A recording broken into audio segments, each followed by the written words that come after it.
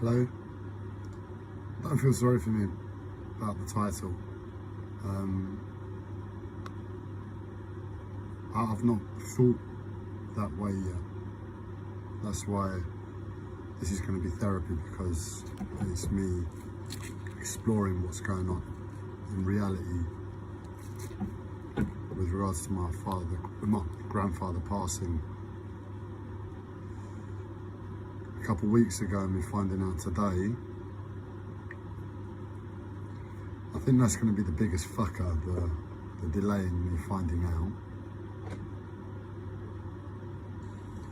But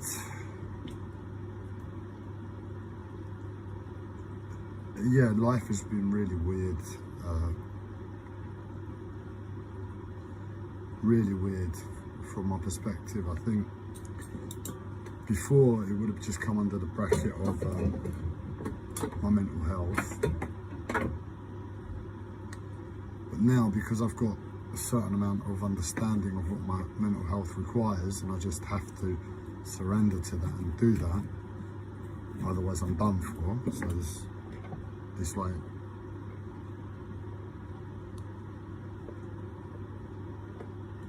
a necessity, me taking care of my mental health. I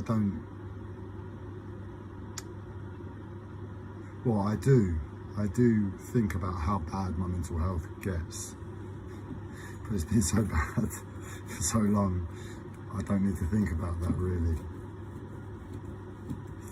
I mean, beyond the passing thought, just to acknowledge it, I don't think about it.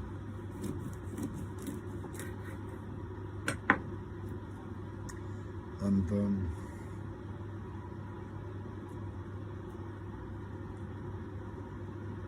things have been really weird there, because it's like, I think where before I would have got swept away with my mental health, and I would have felt responsible for what was taking place on the outside of my life. Like, it was a case of me trying to manage my mental health poorly because I was learning. I was always at fault. But now I know what's required, and I can only do so much.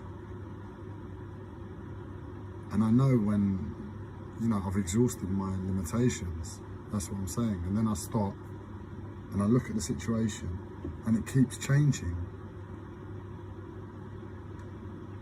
Where something should happen in that moment when I get to my limits, where things should stop. One way or another, either I pass out or my mental health gives up. But things keep changing. And that's where I say things are really weird. It's like, that shouldn't take place. That shouldn't be taking place.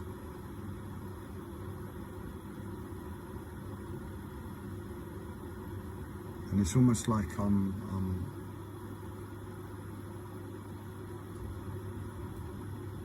was going to say losing myself to my mental health.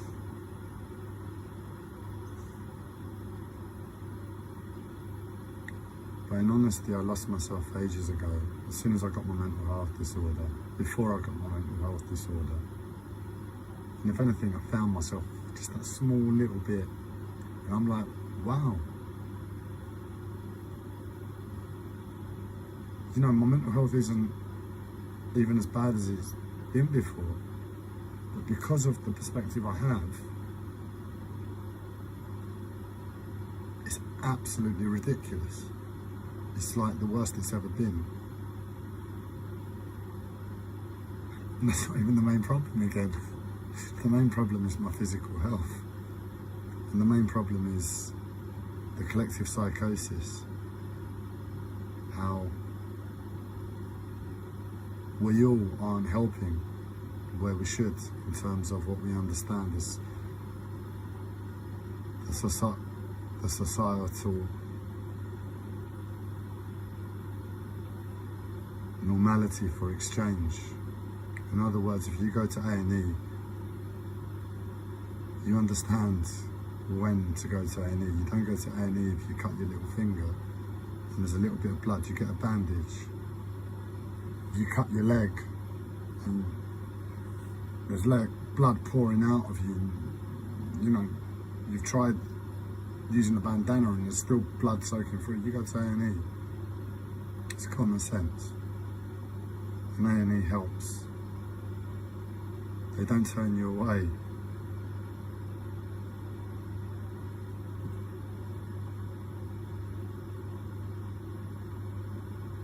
Then again, it's like,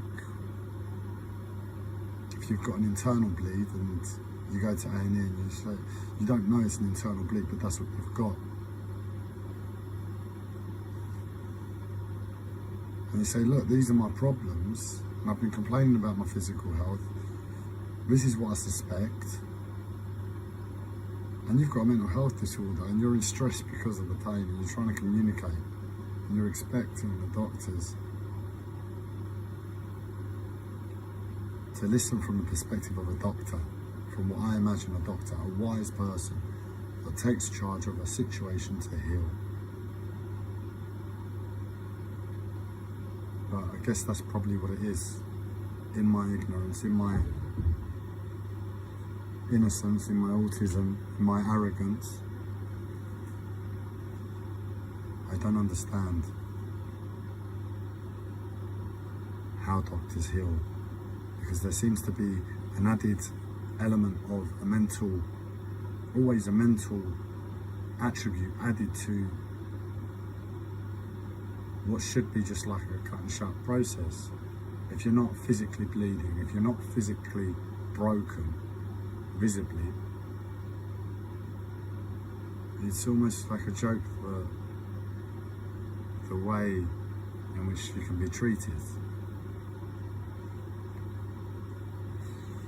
And that's the biggest problem right now for me, because on one level it's the physical pain. If that was dealt with, I'd be okay in terms of dealing with the insanity of the collective psychosis, because I wouldn't have a need for the help. Where I have a need for the help and I'm not getting the help, and I've got the collective psychosis there. The collective psychosis is all of our weirdness within society that isn't obvious from a common sense perspective. And like I expressed this, if you go to the hospital, you expect the checks to be done. You don't expect some external mental mind game, not a mind game to piss you off intentionally. It might be that, but it's with the intention, I'm sure, to heal.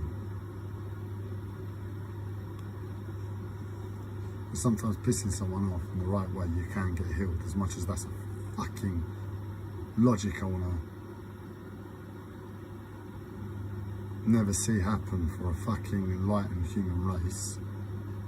2020 technology, we're sending fucking nobodies with fucking computers that say, this is a bank account, this is the money in your bank account.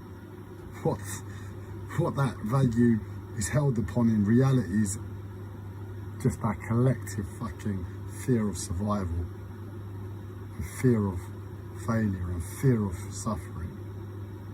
It's fictitious numbers on a computer screen, but we're able to send nobodies into fucking space. To do what?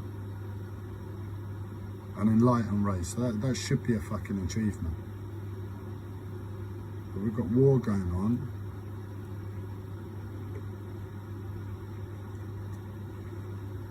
And games are at play.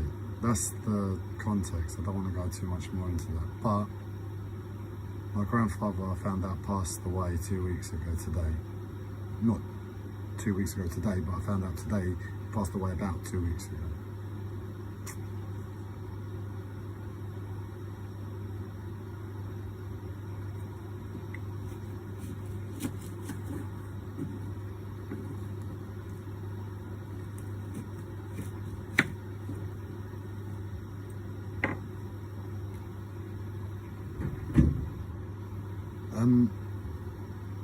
It's absolutely shit. This is me just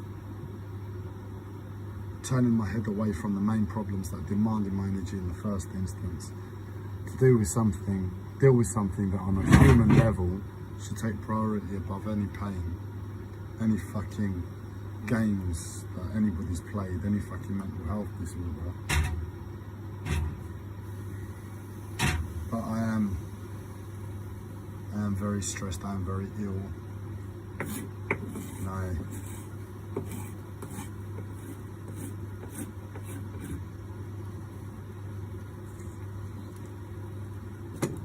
prioritise a different way.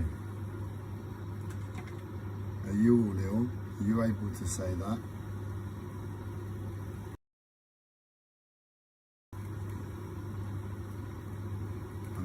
Because on a human level, someone you love close to you, that you've known all your life, goes, on a humanistic level, it's crushing.